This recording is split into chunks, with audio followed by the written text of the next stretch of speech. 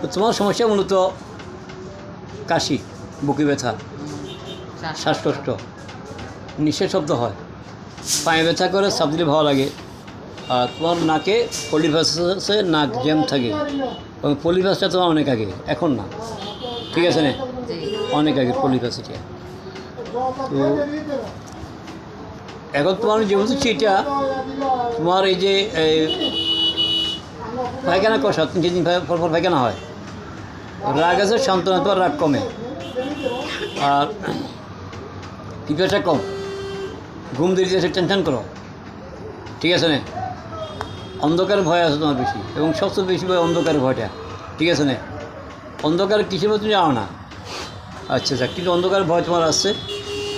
আর গোসল করো একদিন পর, শীতকালে, গরমকালে করো, ঠান্ডা খাওয়ার পছন্দ, সহজে কান্না করো।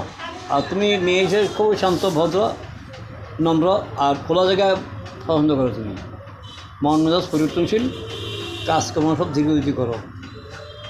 বিকেল 5টায় তোমার সমস্যা বাড়ে, ঠান্ডায় তোমাদের সমস্যা কম লাগে, গরমে তোমার সমস্যা বাড়ে, ঠিক আছে না, শীতের দিনে বাড়ে বেশি, শীত দিনে বাড়ে। এমনি ঠান্ডা তোমাদের ভালো লাগে, খাইতে ভালো লাগে, ঠান্ডা ভালো লাগে এমনি, এই তো খাইতে ভালো লাগে। এগুলো যদি ঠিক থাকে কথা, আমি যে বুঝেছি এগুলোতে কাজ করবো ইনশাল্লাহ, প্রথম থেকে তোমার কাছে ভালো লাগবে, এইটা কথা।